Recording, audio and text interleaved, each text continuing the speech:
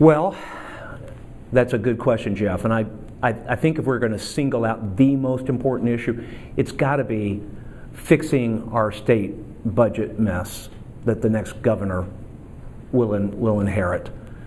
I think we probably all know that the state budget declined precipitously, that is to say state revenues, taxpayer revenues, declined precipitously as a result of the Great Recession.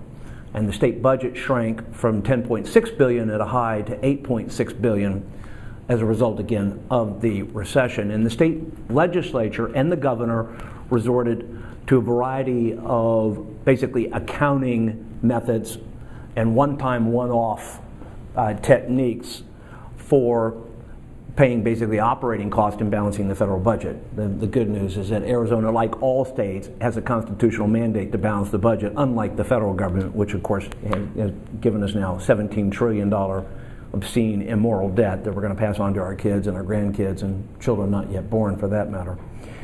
But I'd say the single most important issue is stabilizing state government finances and putting the state government budget on long-term, stable, solvent footing.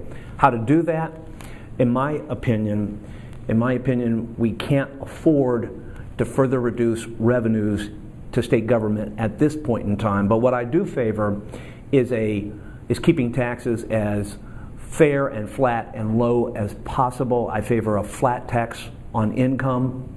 I favor reducing property taxes, commercial property taxes on business, and I favor going through the state sales tax code, are basically what we call transaction privilege taxes here in Arizona, going through the sales tax code, the state sales tax code, and eliminating all of the corporate welfare and the special interest loopholes, which tend to favor, as you folks no doubt know, big business and those industries that can afford to have lobbyists and can afford to have representation in the state capitol. And I've shown my willingness throughout my life to stand up to special interests, certainly showed that when I served in Congress. And in my very first term, when I won election, went back to Washington, D.C.